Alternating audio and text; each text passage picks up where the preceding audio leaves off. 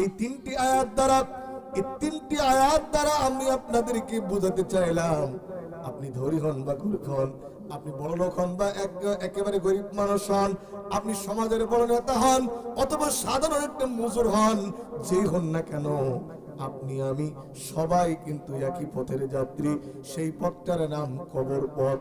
জোরে বলেন, সেই পথটার নাম কি? ও তুই এই দুনিয়ার মায়ায় পড়ে করছ কত বাহানা, এ যে নই তোরা আসল বাড়ি, খবর যে তোরা আসল ঠিকানা। জোরে বলেন মারহাবা। ভাইরা আমার, আপনি আমি প্রত্যেকেই মারা যাব। এই মৃত্যু আপনার আমার হবে, এটা অনিবার্য সত্য। আপনি যদি কঠিন কোটরের ভিতরে লুকিয়েও যান, তারপরেও আপনার রিজিক যেমন আপনাকে খুঁজে নেয়, মৃত্যু এভাবেই আপনাকে খুঁজে নেবে। সেই মৃত্যুর কষ্ট কম না বেশি? ভাই সারা কথা বললেন, বড় মানুষ বলে বললেন না, মৃত্যুর কষ্ট কম না বেশি? অনেক বেশি। কত বেশি?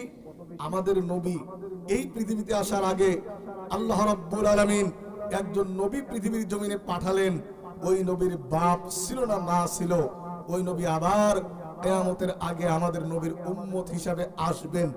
বলতে পারেন নবীটার নাম কি? সবাই বলেন। হযরত ঈসা আলাইহিস সালাম।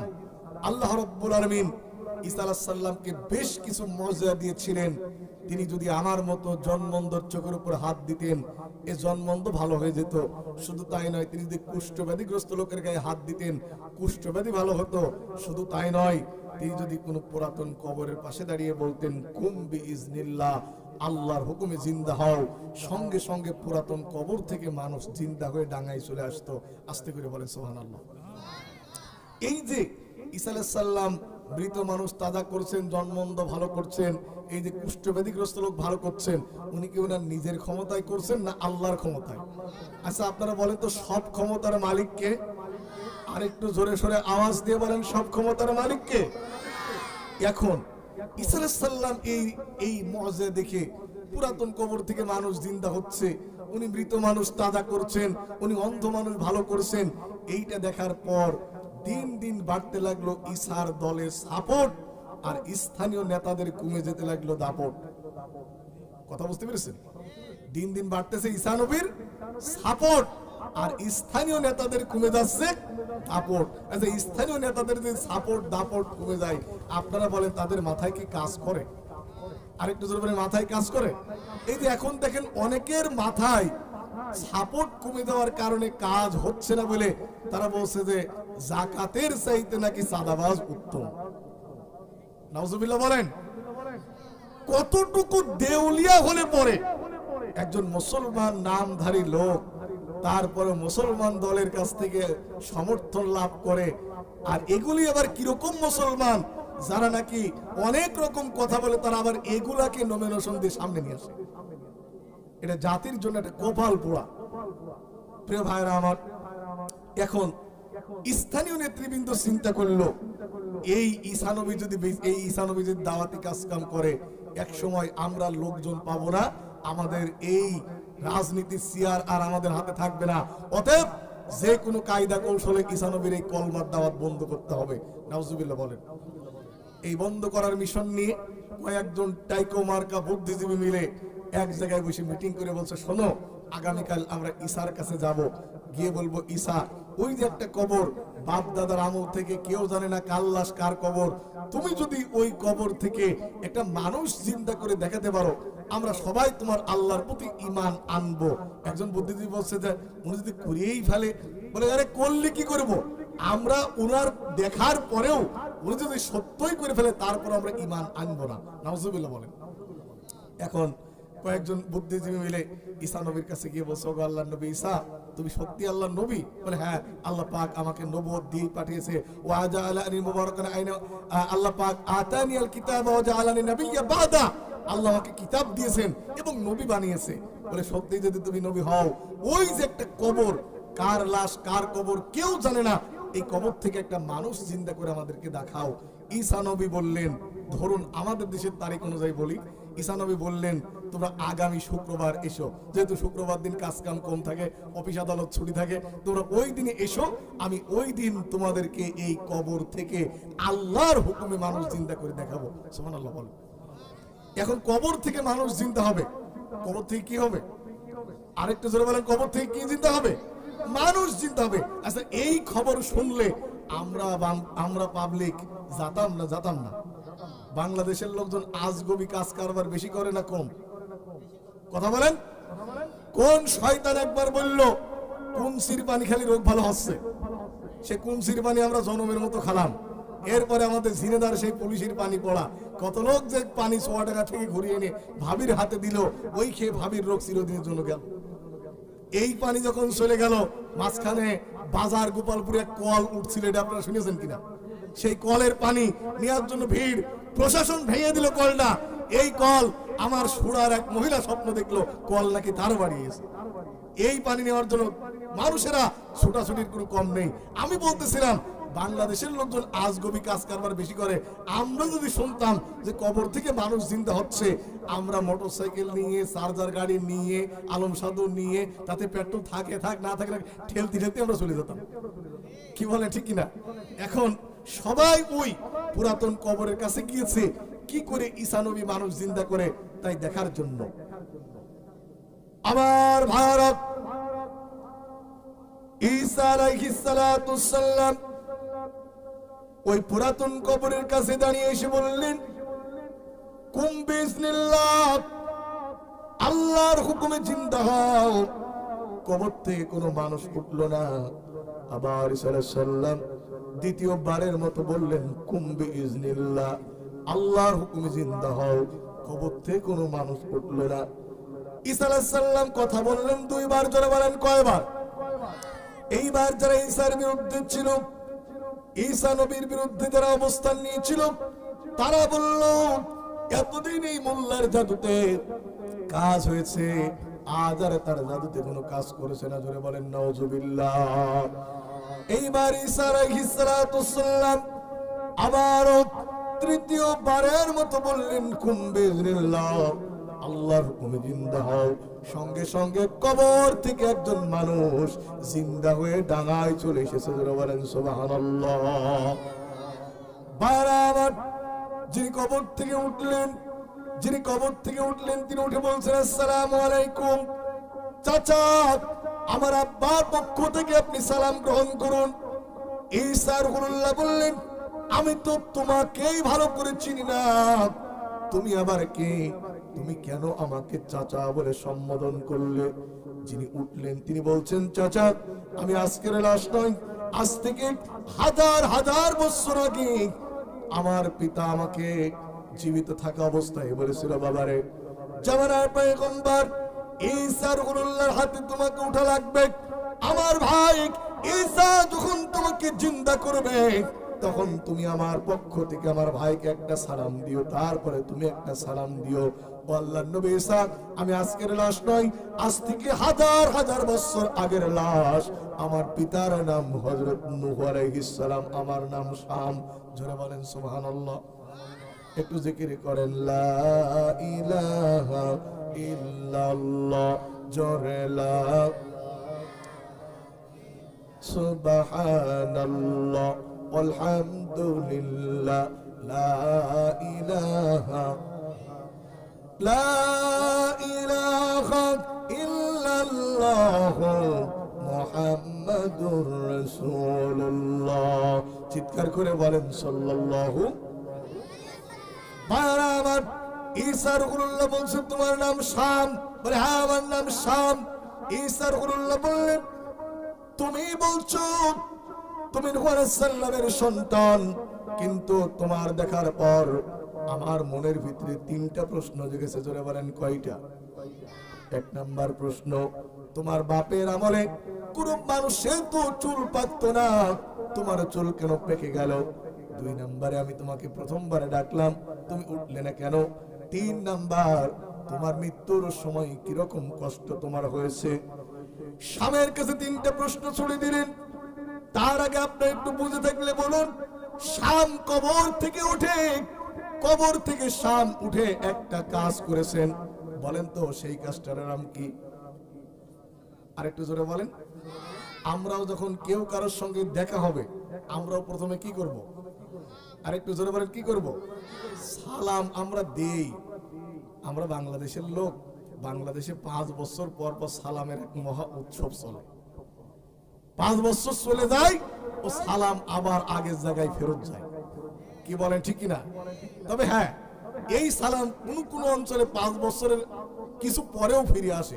দেখা যায় স্থানীয় পৌরসভা নির্বাচন, তারপরে আপনার সিটি কর্পোরেশন নির্বাচন, এরপরে আপনার আরো জেলা পরিষদ নির্বাচন, হাবিজাবি অনেক ক্ষেত্রে সালাম কিন্তু স্থান কাল পাত্র ভেদে মাঝে সাঝে সালাম একটু ঘন ঘন ফিরে আসে। কি বলেন, ঠিক কিনা? দিন শেষ, আবার ওখান থেকে সালামও শেষ। প্রিয় ভাইরা আমার, ও সময় তো কেউ কেউ এক নামাজ 4 জায়গায় পড়ার চেষ্টা করে। কয় জায়গায়? একটু জোরে বলেন, কয় জায়গায়? উত্তর পাড়ায় 4 রাকাত, পূর্ব পাড়ায় 4 রাকাত, পশ্চিম পাড়ায় 4 রাকাত, দক্ষিণ পাড়ায় 4 রাকাত। জনগণ বোঝে যে না, নেতা কিছু করুক বা না করুক, অন্তত কি করে? নামাজ পড়ে। কিন্তু যেই না নেতা সাধারণ মানুষদেরকে ধোকা দিয়ে বোকা বানিয়ে সিল নিয়ে জায়গা মতো যায়, অমনি নামাজদের বিরুদ্ধে, স্বাধীনতা বিরোধী হাবিজাবি ট্যাগ দেওয়া শুরু করে দেয়। কথা বলেন, ঠিক কিনা? ভাইরা আমার, ঈসা রুহুল্লাহ যাকে তুললেন, তিনি সর্বপ্রথম ওই লোকটা উঠেই সালাম দিয়েছে। আমরাও সালাম দেব। জোরে বলেন, আমরা কি দেব? বাড়িতে গিয়েও সালাম দেওয়া লাগবে। পারবেন তো ইনশাল্লাহ? না, হয়তো বাচ্চারা কথা বলছে, আপনারা বয়স্করা কথা বলছেন না, একটু লজ্জা করার ব্যাপার। এখন যদি আপনি বাড়িতে যে এই রাত 10টার সময় বেজে যাবে আমাদের যেতে যেতে, এখন যদি আপনি বাড়িতে যে ঠক ঠক করার পর যদি বলেন, বাড়ি থেকে বলবে কে, আপনি বলবেন আসসালামু আলাইকুম, বউ গেট খুলে বলবে বাবা আমি আবার হুজুর হয়ে গেলাম নাকি? একটু চিন্তা ভাবনা করে একটু কথা বললে তবে একটু লজ্জাও পাবে। তবে হ্যাঁ, আজকে যদি আপনি আপনার স্ত্রীকে সালাম দেন, কালকে আপনার স্ত্রী আপনাকে সালাম দেবে।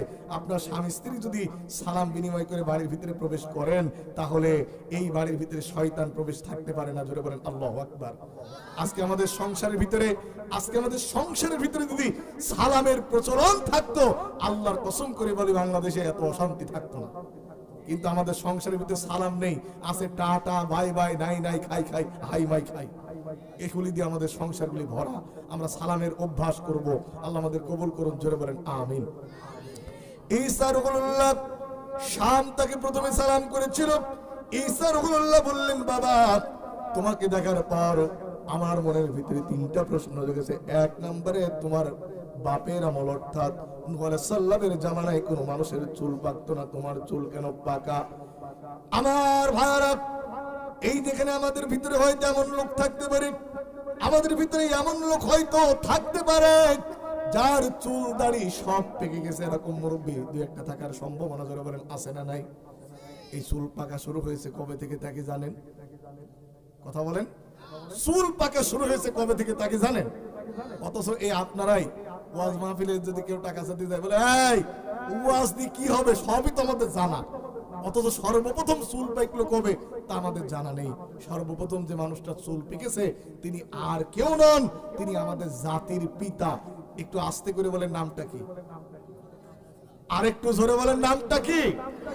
মিল্লাতা আবিকুম ইব্রাহিম হুয়া সাম্মাকুমুল মুসলিমিন। সর্বপ্রথম যে মানুষটার চুল পেকে গেল তিনি আমার জাতির পিতা ইব্রাহিম আলাইহিস সালাম। ইব্রাহিম বললেন, আল্লাহ তাআলা আমার চাচারও চুল পাকলো না, আমার বাবা আজরের চুল পাকলো না, আমার চুল কেন পেকে গেল? আল্লাহ তাআলা বলেন, ইব্রাহিম এটা তো ছেলে মালয়েশিয়া থেকে বৌমার অ্যাকাউন্টে টাকা পাঠিয়েছে। ও মুরব্বী একেবারে স্টিলের লাঠি, বৌমা সোয়াডাঙ্গা শহরে গিয়ে স্টিলের লাঠি কিনে দিয়েছে। মুরব্বী বিকেল বেলা রাস্তার এজিংয়ে স্টিলের লাঠি দিয়ে আঘাত করতে গিয়ে চাঁদ দোকানের ফার্স্ট গ্যালারিতে বসে ছবি দেখতেছে। ছবি দেখা অবস্থায় চশমার একটা ডাটি খুলে গেছে, কানের সাথে সুতো দিয়ে পেঁচিয়ে যুবক ছেলে পেলে বসে, না ছবিটাও সুন্দর, নায়িকাটাও ভালো, বুড়োর গালে দাঁতের বংশ নেই। বুড়ো বসে, বাবা মিশে কথা কব না, আসলেই ছবিটা সুন্দর। আপনারা বলেন তো এই বুড়োর খাটাসের দোয়াকে আল্লাহ দরবারে কবুল হয়? আরেকটু দরবারে কবুল হয়? কবুল হবে কোন মুরব্বির দোয়া? যেই মুরব্বী রাতের ধরে তাহাজ্জুদের নামাজ আদায় করার পর সিজদায় পড়ে গিয়ে কান্দে, রব্বুল আলামিন আমাকে মাফ করে দাও, আমার গ্রামবাসীকে মাফ করে দাও, আল্লাহ তুমি আমার দেশের উপর রহমত নাজিল করো, এই মুরব্বীর দোয়া আমার আল্লাহ রব্বুল আলামিন ফেরত দেয় না। জোরে বলেন সুবহানাল্লাহ। আমার যুবক ভাইরা যারা এখন এসেছে এরা ভাবছে হুজুর মুরব্বীদের কথাই শুধু বলছেন, আমাদের কথা কিছু বলেন। যুবক ভাইরা, কোন বুড়ো মানুষ আল্লাহর জান্নাতে যাবে না, জান্নাতে যাবে সব তরুণ আর যুবকেরা। সুবহানাল্লাহ বলেন। এখন মুরব্বীরা চিন্তা করেন তাহলে তাহাজ্জুদ পড়ে আমরা করলাম কি যদি আমরা জান্নাত পর্যন্ত না যাই? মুরব্বী চিন্তা করেন না, আপনি যখন জান্নাতে যাবেন আল্লাহ পাক আপনাকে ওই অবস্থায় পাঠাবে না, কারণ জান্নাত থাকবে আল্লাহ পাক রেখেছেন যুবকদের জন্য। বুড়ো মানুষ যদি জান্নাতে যায় ও তো পান খেয়ে বেহেশত পাকিয়ে নষ্ট করে ফেলবে। কি বলে ঠিক কিনা? টয়লেটে যেতে যেতে ওর ক্লান্ত হয়ে যাবে, যদিও জান্নাতের ভিতরে কোনো টয়লেট নেই। জান্নাতের খাবার খাবে, একটু ঘাম হবে, আল্লাহ ঘামের মাধ্যমে ওটা হজম করার ব্যবস্থা করবে। সুবহানাল্লাহ বলেন। জান্নাত উপভোগ করার জন্য আল্লাহ পাক যুবক যুবতী বানায় দিবেন। চাচা মিয়া চিন্তা করেন না, আপনি যখন জান্নাতে যাবেন আল্লাহ পাক আপনাকে 33 বছর যুবক বানায় জান্নাতে পাঠাবে, সফটওয়্যার এমন দিয়ে দিবেন আপনার বয়স আর বাড়বেও না কমবেও না, যুবকও যা বুড়োও তা, অর্থাৎ জান্নাতে সবার বয়স একরকম হয়ে যাবে। সুবহানাল্লাহ বলেন। তো ঈসা রুহুল্লাহর কাছে প্রথম প্রশ্ন, বাবা তোমার বাপের আমলে তো কোনো মানুষের চুল পাকতো না, তোমার চুল পাকা কেন? এটা আমাদের উত্তর দাও। সবাই দাঁড়িয়ে আছে। ঈসা রুহুল্লাহ বলছে, চাচা আমি যখন ইন্তেকাল করি আমার প্রত্যেকটা চুল কালো ছিল, কিন্তু মালাকাল মাউত এমন ভাবে আমার সাপ দিয়ে রূহ কবজ করেছে, ওই যে আমি মৃত্যুবরণ করেছি আর আমার আব্বা বলে গেছে আবারও তোমার মৃত্যুবরণ করা লাগবে, আবারও তোমাকে মৃত্যুবরণ করতে হবে, আবারও যে আমি মারা যাব, এই মৃত্যুর কথা ভাবতে ভাবতে আমার কুসকুসে কালো চুলগুলি মৃত্যুর ভয়ে সাদায় পরিণত হয়ে গেছে। জোরে বলেন আল্লাহু আকবার। আল্লাহর প্রিয় বান্দারা, অথচ তিনি একজন নবীর সন্তান, তিনি যদি মৃত্যুর ভয়ে তার কালো চুলগুলি সাদা বানাতে পারে, মৃত্যুর ভয়ে, আপনার আমার সেই ভয়টুকু আছে? জোরে বলেন আছে? আপনার আমার নেই। যদি থাকতো এই মসজিদ থেকেই ঘোষণা হয় শোক সংবাদ, শোক সংবাদ, অমুকের পুত্র অমুক অথবা অমুকের কন্যা অমুক ইন্তেকাল করেছে, 10টার সময় জানাজা, ওই জানাজায় লোক হয় 5 কাতার, আবার ওই মসজিদ থেকে জোহরে আজান হয়, জোহরের সময় লোক হয় 10 জন। আমার কথা কি বুঝতে পারছেন? 10টার সময় জানাজা, ওই জানাজায় লোক হচ্ছে কয় কাতার? 5 কাতার। আর 1টার সময় ওটা হচ্ছে ফরজে কিফায়া নামাজ, কয়েকজন পড়লেই হতো, ওখানে হচ্ছে 5 কাতার। আর জোহরের সময় ফরজ নামাজ, ওই মসজিদে আজান দিচ্ছে, ওই সময় লোক হচ্ছে 10 জন। যদি আমাদের মৃত্যুর ভয় থাকতো তাহলে ওই ওই ওই নামাজ হয়তো আমরা 1 কাতার যেতাম, আর এই জোহরের নামাজ আমরা মসজিদ ফুল করার অবস্থা হয়ে যেত। কথা বলে ঠিক না? কিন্তু আমাদের কাজ কাম সবই উল্টা। আল্লাহ আমাদের হেফাজত করুন। জোরে বলেন আমিন। মৃত্যুর ভয় করুন, মৃত্যুর ভয় করুন। আল্লাহর নবীর সন্তান মৃত্যুর চিন্তায় তার কুচকুচে কালো চুলগুলি সাদায় পরিণত করে ফেলেছে মৃত্যুর ভয়ে।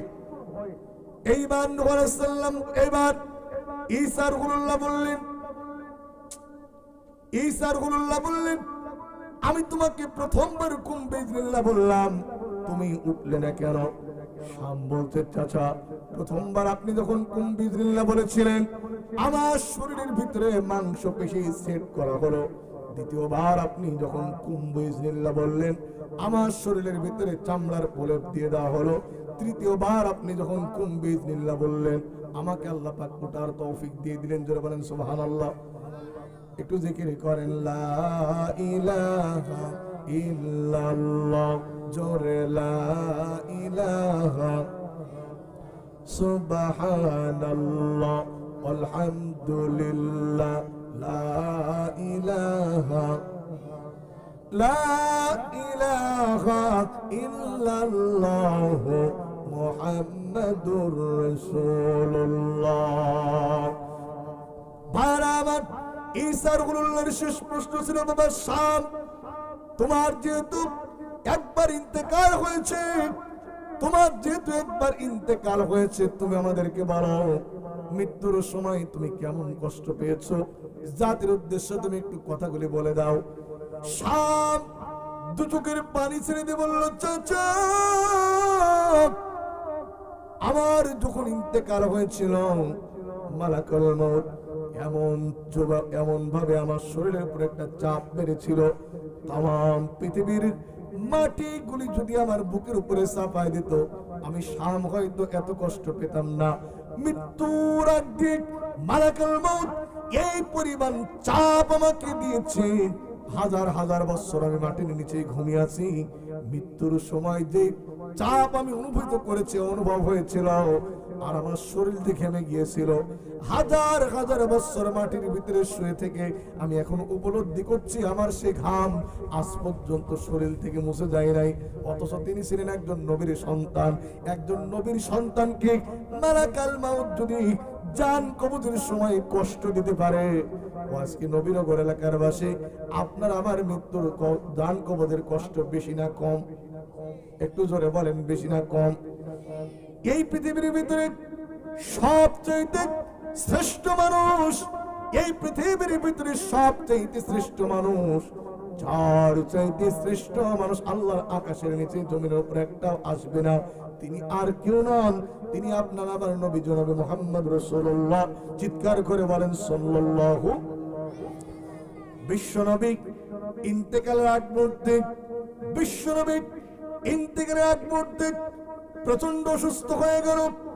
প্রচন্ড অসুস্থ হয়ে যাওয়ার পর জিবরিল আমিন হুজুরের ইন্তেকালের কয়েক মুহূর্ত আগে হুজুরের সঙ্গে রুমের ভিতরে প্রবেশ করলেন।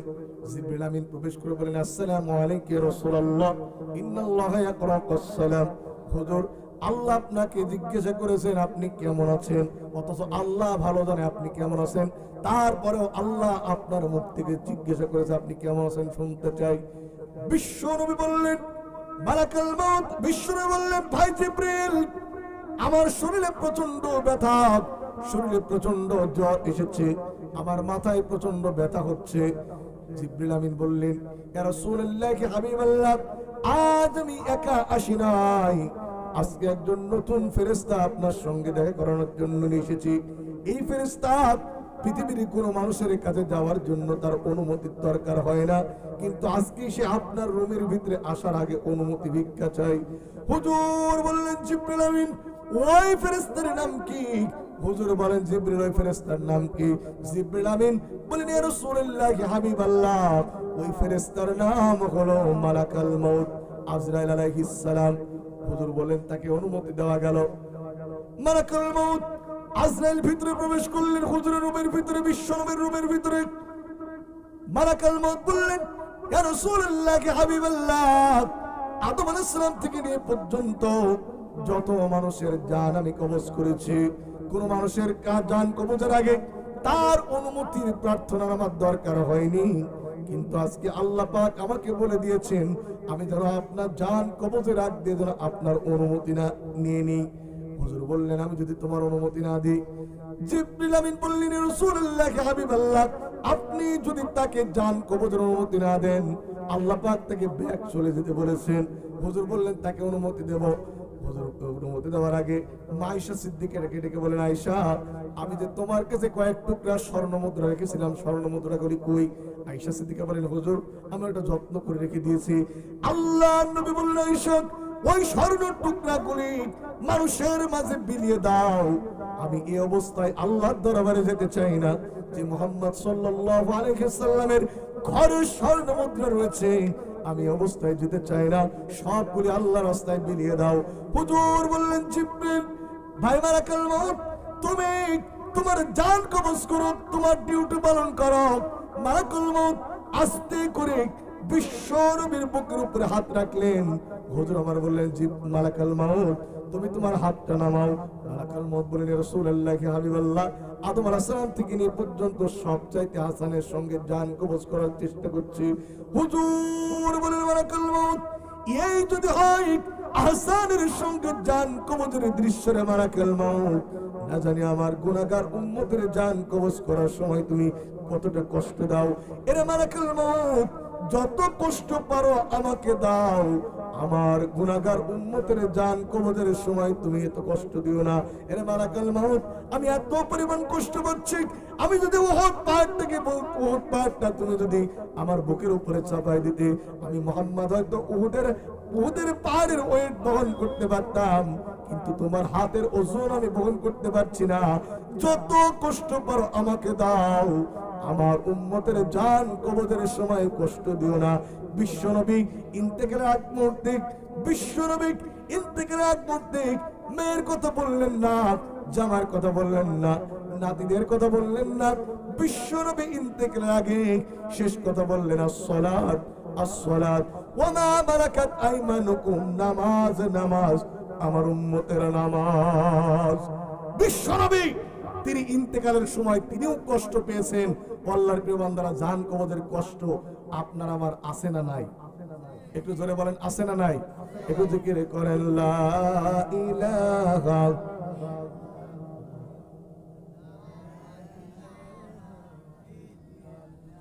আর জোরে লা ইলাহা সুবহানাল্লাহ ওয়ালহামদুলিল্লাহ লা ইলাহা ইল্লাল্লাহু মুহাম্মাদুর রাসূলুল্লাহ সাল্লাল্লাহু। আপনি আমি মারা যাব, আপনজনেরা কয়েক ঘন্টা কান্নাকাটি করার পর কাফনের কাপড় এসে, পুরুষ হলে 3 টুকরা, মেয়ে হলে 5 টুকরা, কাফনের কাপড় নিয়ে আসার পর চকলেটের মতো পেঁচিয়ে আপনাকে কয়েকজন আমাকে কয়েকজন ধরে কবরে নিয়ে গিয়ে ওই কবরের ভিতরে রেখে চলে আসবে। 40 কদম যেতে না যেতেই, 40 কদম কবরে রেখে যাওয়ার যেতে না যেতেই ওই কবরের ভিতরে 2 জন ফেরেশতা আসবে। জোরে বলেন কয়জন? আরেকটু জোরে। প্রথম প্রশ্ন, মার রব্বুকা, তুমি কোন দলের লোক? প্রশ্ন, হুজুর এখানে আবার দল টল টানার দরকার কেন?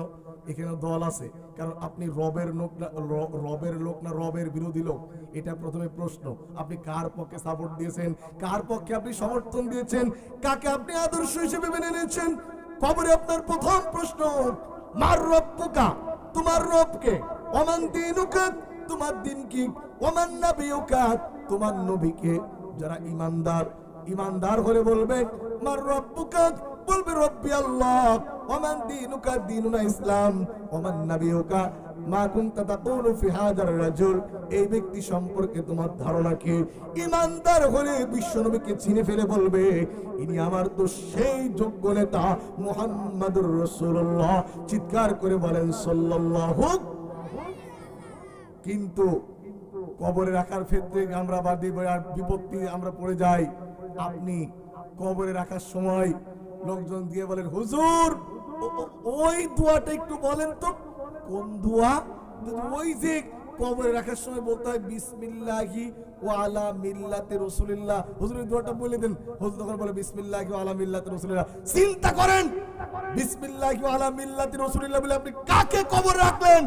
যে লোকটা সারা জীবন রাসূলের সুন্নাহ বিরোধী ছিল, যে লোকটা সারাটা জীবন আল্লাহর আইনের বিপক্ষে অবস্থান নিয়েছে, আপনি ক্ষমতার জোরে, দলীয় জাপটের জোরে যতই ওয়ালা রাসূলুল্লাহ বলে রাখেন, জাল জবর যা আর তা জবর তা, কোনো লাভ নাই। যদি রাসূলের দলে থাকতে হয় মরার পরে না, দোয়াটা বলে দেন। হুজুর তখন বলে বিসমিল্লাহি ওয়া আলা মিল্লাতি রাসূলিল্লাহ। চিন্তা করেন, বিসমিল্লাহি ওয়া আলা মিল্লাতি রাসূলিল্লাহ বলে আপনি কাকে কবরে রাখলেন? যে লোকটা সারা জীবন রাসূলের সুন্নাহ বিরোধী ছিল, যে লোকটা সারাটা জীবন আল্লাহর আইনের বিপক্ষে অবস্থান নিয়েছে, আপনি ক্ষমতার জোরে, দলীয় জাপটের জোরে যতই ওয়ালা রাসূলুল্লাহ বলে রাখেন, জাল জবর যা আর তা জবর তা, কোনো লাভ নাই। যদি রাসূলের দলে থাকতে হয় মরার পরে না, রাসূলের দলে যদি থাকতে হয় মরার আগে থেকে কবরে যাও, তাহলে রাসূল তোমাকে সুপারিশ করবে। সুবহানাল্লাহ বলেন। তাহলে প্রথম প্রশ্ন, কবরে রাখার সময় আমরা এখান থেকে যতই বলি বিসমিল্লাহি ওয়া আলা মিল্লাতি রাসূলিল্লাহ, আল্লাহর নামে রাসূলের দলে তুলে দিয়ে গেলাম, এমন লোক রাসূলের দলে তুলে গিয়ে গেলাম গো, যে লোকটা গতকালকেও মৃত্যুবরণ করার 10 দিন 5 দিন আগেও যে লোকটা রাসূলকে নিয়ে কটাক্ষ করেছে, রাসূলকে নিয়ে আজে বাজে মন্তব্য করেছে, এই লোকের রাসূলের দলে তুলে দেওয়ার কোনো দাম আছে? একটু জোরে বলেন, কোনো দাম আছে? তাহলে চিন্তা করেন। এরপরে বলে হুজুর দোয়াটা পড়ে দেন। কোন দোয়া? মিনহা খলাকনাকুম ওয়া ফিহা নুঈদুকুম ওয়া মিনহা নুখরিজুকুম তারাতান উখরা। এই মাটি দিয়ে তোমাকে বানানো হয়েছিল, এই মাটির ভিতর তোমাকে রেখে গেলাম, আবার এই মাটি থেকে তোমাকে উঠাতে হবে। যদিও মাটি দেওয়ার দোয়া মিনহা খলাকনাকুম না, মাটি দেওয়ার দোয়া বিসমিল্লাহ। মাটি দেওয়ার দোয়া কি? আরেকটু জোরে মাটি দেওয়ার দোয়া কি? বিসমিল্লাহ। যাই হোক, কবরে রেখে আসার পর প্রথম প্রশ্ন মার রব্বুকা ওমান দীনুকা ওমান নাবিয়ুকা। ইমানদার হলে তিনটা প্রশ্নের জবাবে দিতে পারবে, আর বেঈমানকে যখন প্রশ্ন করা হবে মার রব্বুকা, ও বলবে হাই হাতা লা আদরি, আমার রবকে আমি জানি না। কারণ জীবনেও তো রবের নীতি আদর্শ, রবের নিয়ম কানুন ও মানেনি। রব বলেছে একরকম, ও করেছে আর এক রকম। ওই ব্যক্তি জীবনেও কবরে মার রব্বুকা জবাব দিতে পারবে না। এরপরে ওমান দীনুকা, জীবনেও তো দিন হিসাবে ইসলাম মানেনি, ও দিন হিসাবে ও এমন লোকের জীবন ব্যবস্থা মেনেছে যে লোক দিল্লি লন্ডন, যে লোক দিল্লি লন্ডন রাশিয়ার গোলামি করে, তাদের সাথে ওর যত হাব ভাব, ওই লোকটা জীবনেও এইরকম ওমান দীনুকা দীনুনা ইসলাম, যদি ইসলাম পূর্ণাঙ্গ না মানে সে ইসলাম শব্দটা কবরে বলতে পারবে না। ওমান নাবিয়ুকা, যে লোকটা রাসূলের আদর্শ নিয়ে যায়নি, সে লোকটা মুহাম্মদ সাল্লাল্লাহু আলাইহি ওয়াসাল্লামকে দেখে বলবে হাই হাতা লা আদরি, আমি তাকে চিনতে পাচ্ছি না। জোরে বলেন নাউজুবিল্লাহ। বিশ্বনবী বলেন যারা ইমানদার, আপনাকে বিরক্ত বোধ করছেন? আমার সময় মতো আমি শেষ করে দিচ্ছি, সমস্যা নেই। যারা ইমানদার, বিশ্বনবী সাল্লাল্লাহু আলাইহি ওয়াসাল্লাম বলেন তিনটা প্রশ্নের উত্তর দেওয়ার পর ইমানদারের জন্য কবরটা এত বড় করে দেওয়া হবে, তার চোখের দৃষ্টি যতদূর যায় ইমানদারের ফেরেশতা, ইমানদারের জন্য ফেরেশতারা তার কবরটাকে ততটা বড় করে বলবে কানাউমুল উরুস, ঘুমিয়ে যাও। দুলামিয়া যেমন বাসর ঘরে আরামে ঘুমায়, যে ব্যক্তি কবরে প্রশ্নের জবাব দিতে পারবে, ফেরেশতারা তাকে আরামের সঙ্গে ঘুম পাড়িয়ে দিয়ে বলবে ঘুমিয়ে থাকো। কতদিন? ইলা ইয়াউমিল কিয়ামা, কিয়ামত পর্যন্ত ঘুমিয়ে যাও। সুবহানাল্লাহ বল। আর যে ব্যক্তি কবরে প্রশ্নের জবাব দিতে ব্যর্থ হবে, ফেরেশতারা এমন জোরে একটা কবরে চাপ মারবে, ফেরেশতারা এমন জোরে কবরে একটা চাপ মারবে, বিশ্বনবী সাল্লাল্লাহু আলাইহি ওয়াসাল্লাম বলেন এই পাশের হাড় ও পাশে ঢুকে যাবে। এই ছেলে ফোন বন্ধ করো।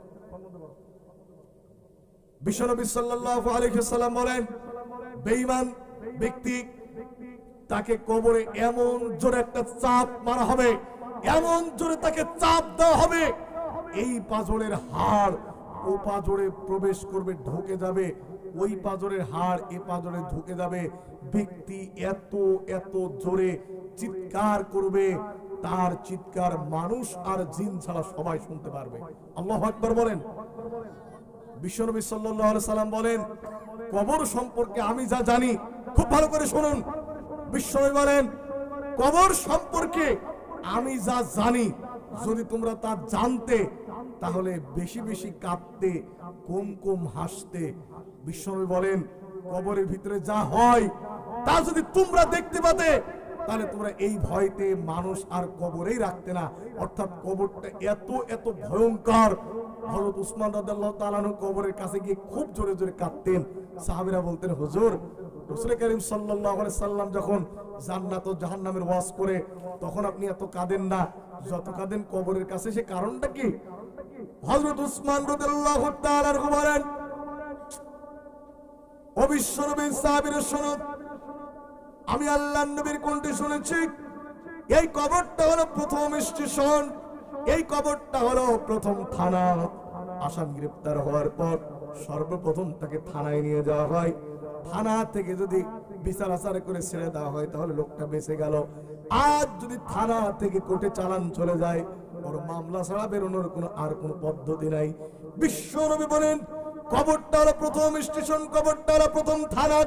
যে ব্যক্তি কবরে ধরা পড়ে যাবে, হাসর সিরাত মিজান সব জায়গায় ধরা খেয়ে যাবে। আর যে ব্যক্তি কবর থেকে বেঁচে যাবে, সব জায়গায় আল্লাহ পাক তাকে কুদরতি ভাবে বাঁচার ব্যবস্থা করে দিবে। যারা বলেন সুবহানাল্লাহ। একটু দরুদ শরীফ পড়ি। আল্লাহুম্মা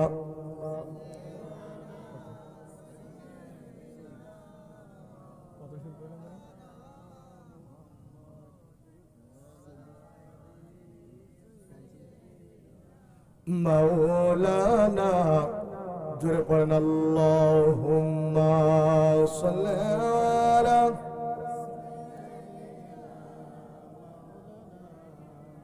وعلى آل سيدنا مولانا।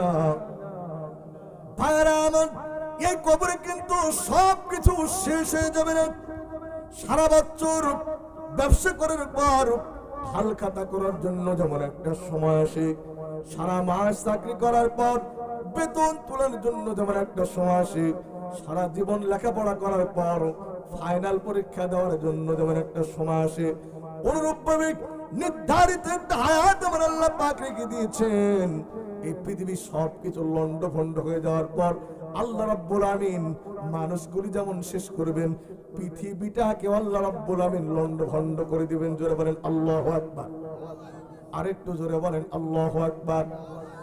ভাইরা আমার, এই পৃথিবী কেমন ভাবে ধ্বংস হবে, এই পৃথিবী কেমন ভাবে ধ্বংস হবে তার দৃষ্টান্ত আল্লাহ পাক কোরআনুল কারীমের ভিতরে রেখে দিয়েছেন। আল্লাহ পাক বলেন, ইযাস সামাউ ফাতারাত ওয়া ইযাল কাওয়াকিবু ইনতাসারাত ওয়া ইযাল বিহারু ফুদ্দিরাত ওয়া ইযাল কুবুরু বু'সিরাত।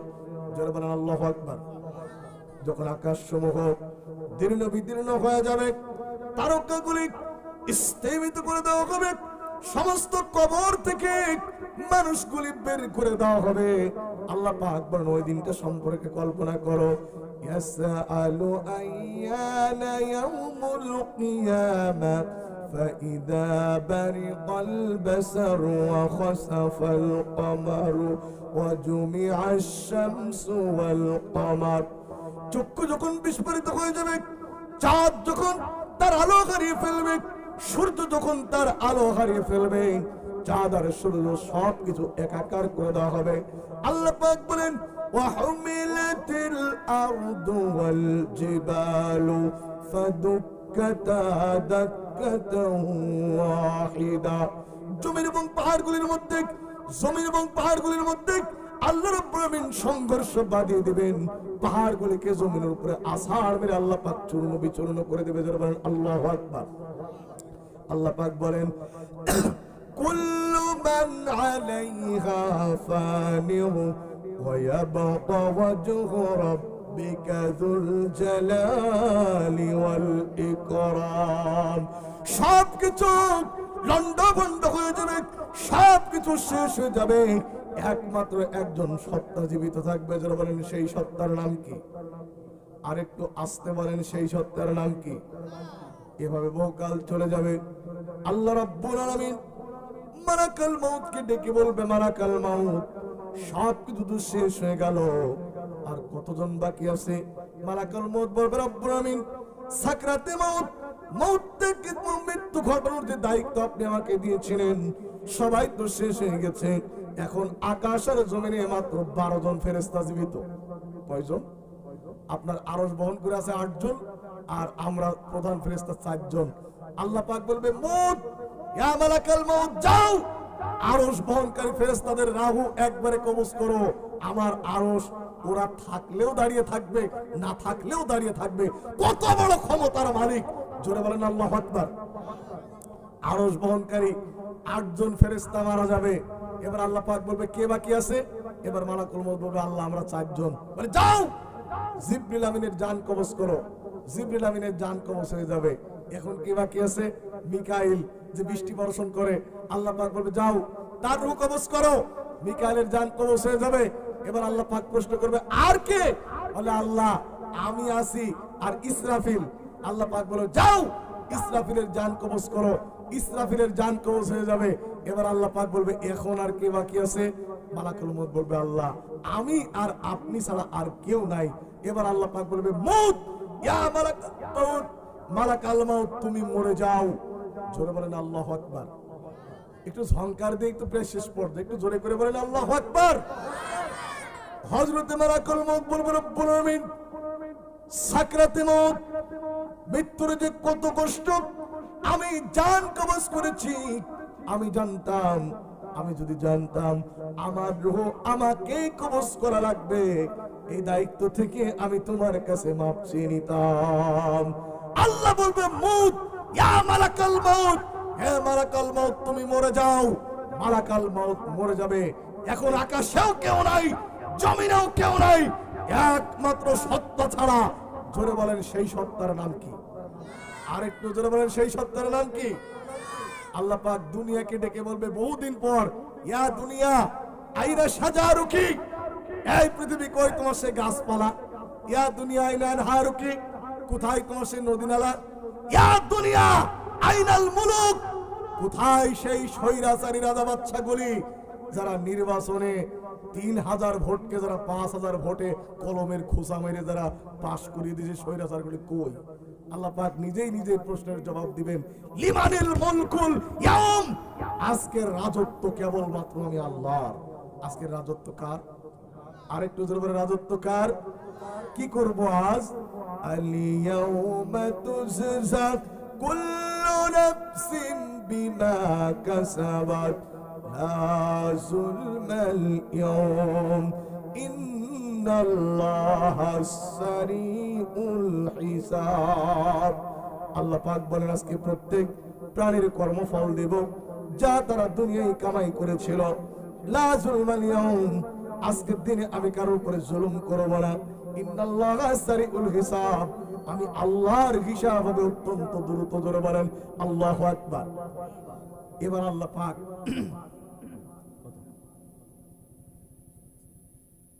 সময় দেওয়া ছিল 45 পর্যন্ত, 2 মিনিট বেশি হয়ে গেছে ভাই।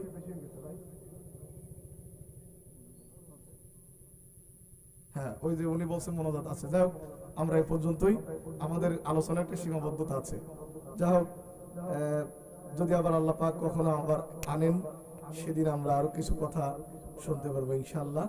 আল্লাহ আমাদের সে পর্যন্ত সবাইকেই, যে কথাগুলো আমি বলতে চাচ্ছিলাম যে আল্লাহ আমাদেরকে বিচারের কাঠগড়ায় যে দাঁড় করাবে, সে পর্যন্ত নিয়ে যাচ্ছিলাম, কিন্তু সময়ের একটা সীমাবদ্ধতা রয়েছে, যার কারণে আমরা আর সামনে যেতে পারছি না। আল্লাহ পাক আমাদের যা কিছু শুনলাম, আল্লাহ এর উপরে আমাদের আমল করার তৌফিক দান করুন। জোরে বলেন আমিন। সবাই পড়েন আস্তাগফিরুল্লাহ, আস্তাগফিরুল্লাহ, আস্তাগফিরুল্লাহ। সকলে দুরূদে ইব্রাহিমি পড়েন, আল্লাহুম্মা সাল্লি আলা মুহাম্মাদ।